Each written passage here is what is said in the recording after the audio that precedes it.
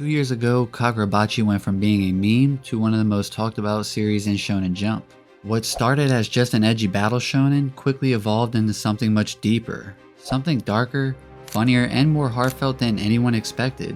Today, we're looking at Kagurabachi's first 2 years, the defining moments, the best fights, the characters who stuck with us, and how Takeru Hokuzono turned what could have been a punchline into a legitimate hit. And you might as well hit the subscribe button while you're at it.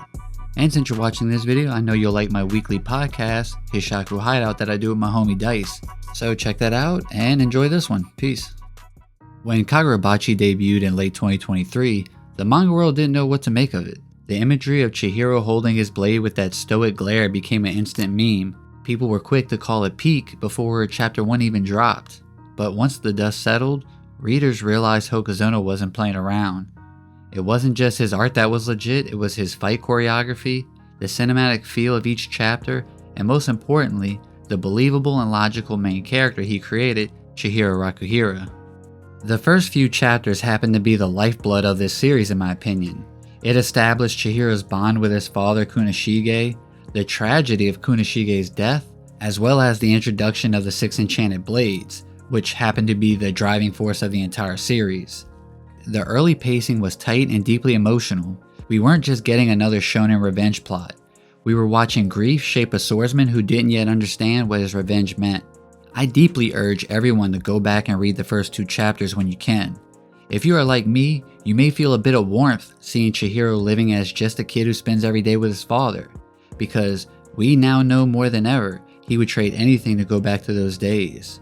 Chihiro has been on a path to hell since the story began, but it's important to know he is still that same kid, and hopefully he can forge a life when this is all said and done that allows him to genuinely smile from the bottom of his heart. As the story progressed, Kagurabachi started to show its world, a world with sorcerers, the government entity that oversees sorcery, and of course the aforementioned enchanted blades, each with their own deadly abilities, legend, and charismatic wielder that was personally chosen by the one and only Kunishige Rakuhira. At this point in the story, which I'm recording this prior to chapter 98, Hokuzono has already repaid our investment of time with beautiful character dynamics like Chihiro and Samura, plus there's Samura and Iori's dynamic. And we even have someone like Uruha, who is a nice supplementary character within Chihiro and Samura's dynamic.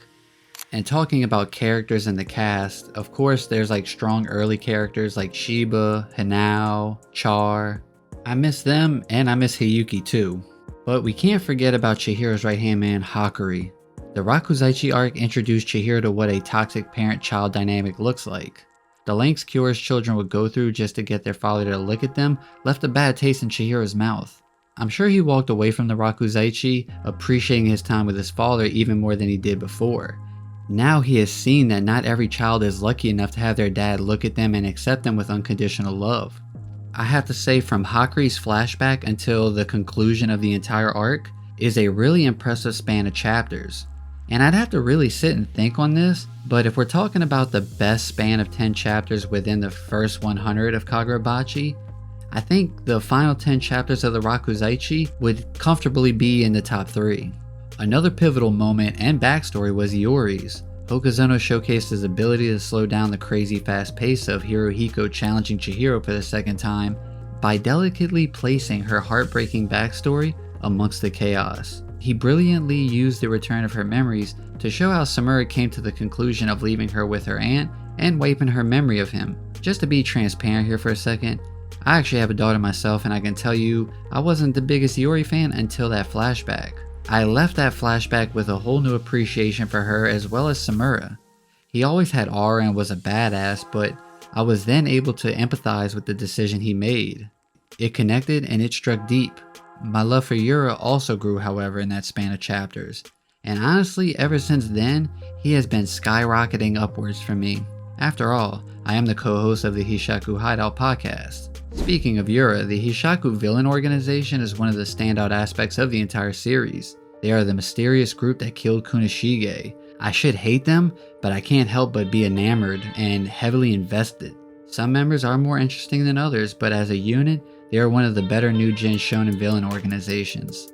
And there's other people within the cast that are great, and this video isn't really going over the entire depth of Kagurabachi, just an overview of these 2 years. celebrating what Kagurabachi achieved and the fandom it created. A huge part of what made this series a phenomenon was its fights.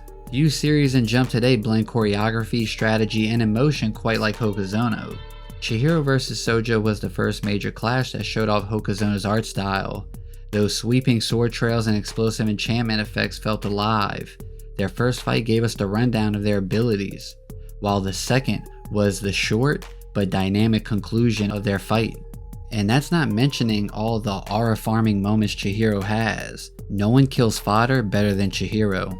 He faced his fair share of strong opponents even after Sojo, of course. Hiyuki, their short clash was fun to watch and told us basically what we need to know about her as a character.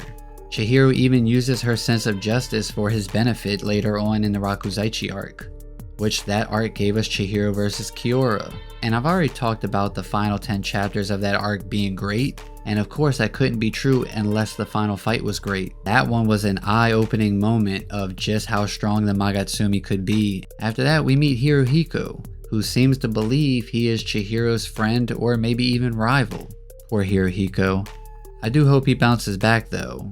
Now one of the more important fights is Chihiro going up against someone he looks up to, which is Samura. As we all know, he technically aligns himself with the Hishaku temporarily, but he had a plan.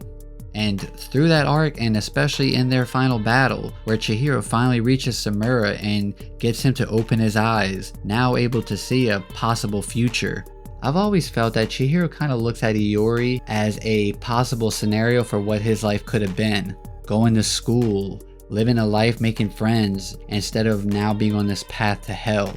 The conclusion of the fight, and one of the most impactful moments for me as a reader, was seeing Chihiro smile, and Lord knows how long it's been since he actually smiled before that, but it was a genuine smile.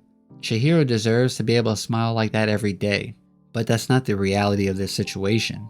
See, every battle of Chihiro's wasn't just a spectacle, it was a test of how far Chihiro had come, and what kind of man he was becoming. He isn't too proud to learn from one of his opponents. In fact, what made Sojo so great was the lasting impact he made on Chihiro. The reality check was important for Chihiro to learn, and it's a good thing it came early in his journey. A highlight of Chihiro's that I personally like a lot is how he acknowledges an opponent's resolve or duty, and when it's applicable, he even honors his opponent by accepting their challenge with everything he has. Like, there was nothing he could do to save Tenri, for example. And they very well could have teleported out there briefly until Tenri explodes from the Datanseki, but no. Chihiro chose to stay and honor Tenri by allowing him to fight to the death as the strongest member of the two. 2 years in, and I can say Kagurabachi has found its rhythm. What began as a revenge story has slowly become one about preservation, one of legacy, of humanity, and of connection. Chihiro's evolution has been subtle but powerful. He started as a weapon forged by grief. Now he's someone learning that vengeance alone isn't enough. As we reach the 2-year mark, I'm more confident about Kagurabachi than ever. The Sword Bearer's assassination arc has been super engaging and full of twists and turns, and we've been getting actual answers to mysteries we have questions about. If this is how strong the foundation is after 2 years, then the best is still ahead. And whether you came for the memes, the art, or the emotion, Kagurabachi has given us something real to hold on to, and there's a reason why you're reading it to this day, and the reason why you watched this video. That'll do it for me. I appreciate you staying for the whole video. Let me know in the comment section down below what your favorite moment was in these past 2 years. And remember, stay normie, stay weeb, shit even in between is fine. Until next time, peace.